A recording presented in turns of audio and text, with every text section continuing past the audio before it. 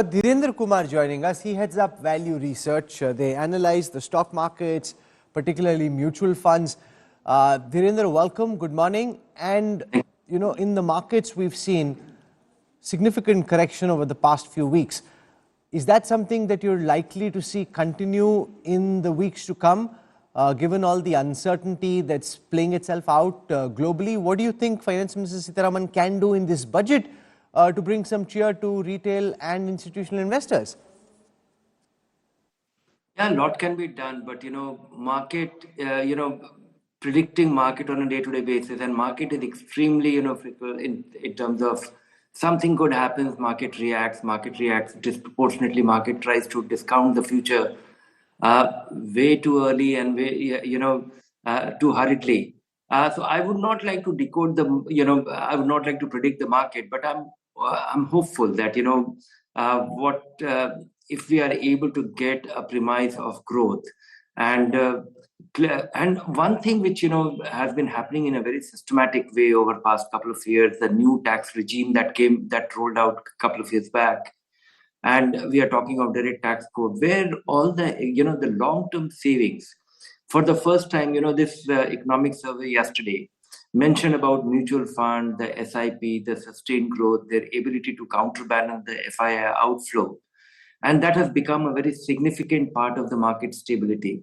We have seen that, if we would have witnessed the kind of withdrawal from or, pull out from FIIs, the way we have seen in last one and a half year, if there was no such force in the domestic market, the market would have gone down by 50, 60%, 70%. That is but I don't know if that's a good thing or a bad thing. Let me tell you why. Because you've got, say, smarter international investors who have more optionality. They're pulling their money out, taking it to the US or wherever else they want to deploy their funds right now. And you've got Indian investors, typical middle-class investors who are now addicted to systematic investment plans of the kind that you've been advocating along with a lot of others. And they're now caught in that bind. Their optionality is lesser. So while they keep investing funds month after month, they're not necessarily getting the kind of returns, and they lack the optionality to go as seamlessly elsewhere as more sophisticated and higher value investors could. Yeah, that is a problem, that foreign, domestic investors can't go abroad. There has been an embargo on them to, invest abroad. But nevertheless, if investors are coming with a time frame, 4 to 5 years, because, the bigger change, it is not about SIP. It is about long-term orientation coming in the mindset of domestic investors investing through SIP. And that, I think, is a very significant change. Earlier, we had witnessed that, investors will come in a very seasonal way, and generally at the inopportune time, and get out at the inopportune time, where thereby booking their losses, and those losses becoming permanent, and they being scared and experiencing stock market in a manner which will scare them out forever. That, I think, has changed. What I am witnessing is that despite the turbulence, despite the decline in the entry, there is no such. And look at what has happened. It is just not SIP. It is the NPS. It is the EPFO money. Long-term money coming into the stock market is a very important objective.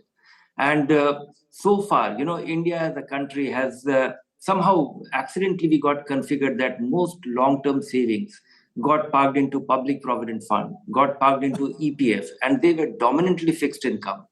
For the first time, we are witnessing that, and that is something that has changed quite a bit with this SIP boom or the momentum or the acceptance that we have witnessed.